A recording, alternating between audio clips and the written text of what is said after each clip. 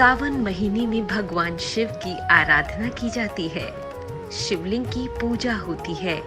ठीक वैसे ही अगर कोई सावन के दौरान किसी ज्योतिर्लिंग के केवल दर्शन ही कर ले तो उसका भाग्य खुल जाता है। हमारे देश में कुल 12 ज्योतिर्लिंग स्थापित हैं, जिसमें से सबसे पहला ज्योतिर्लिंग सोमनाथ ज्योतिर्लिंग माना जाता है।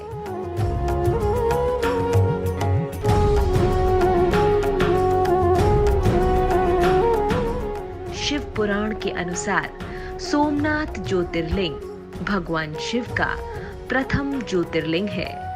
यह मंदिर गुजरात राज्य के प्रभास क्षेत्र में स्थित है, जो अब सौराष्ट्र क्षेत्र के नाम से जाना जाता है। ऐसी मान्यता है कि इस शिवलिंग की स्थापना स्वयं चंद्रदेव ने की थी।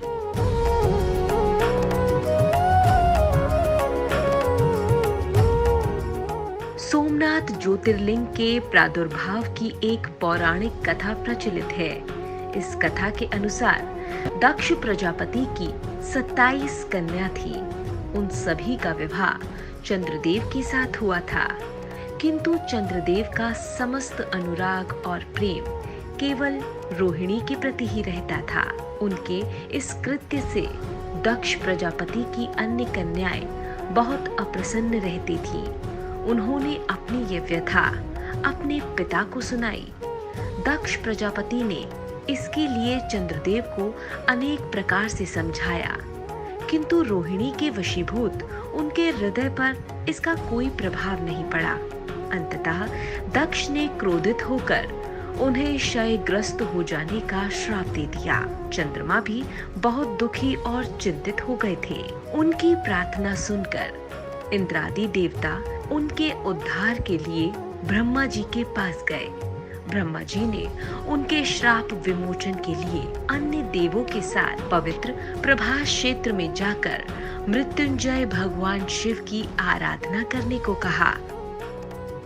कथा के अनुसार चंद्रदेव ने घोर तपस्या करते हुए मृत्युंजय मंत्र का जाप किया। इससे प्रसन्न होकर मृत्युंजय भगवान शिव ने उन्हें अमरत्व का वरदान दिया। उन्होंने कहा, चंद्रदेव कृष्ण पक्ष में प्रतिदिन तुम्हारी एक एक कला क्षीण होगी, किंतु पुनः शुक्ल पक्ष में उसी क्रम से तुम्हारी एक एक कला बढ़ जाया करेगी। इस प्रकार प्रत्येक पूर्णिमा को तुम्हें पूर्ण चंद्रत्व प्राप्त होगा।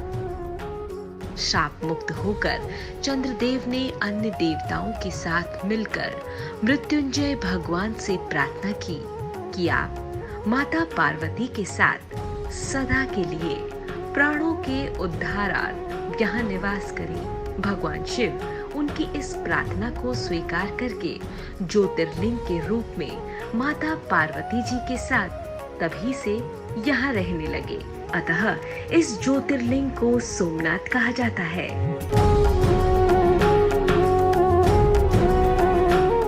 इनके दर्शन, पूजन, आराधना से भक्तों के जन्म जन्मांतर के सारे पाप और दुष्कृत्य विनष्ट हो जाते हैं।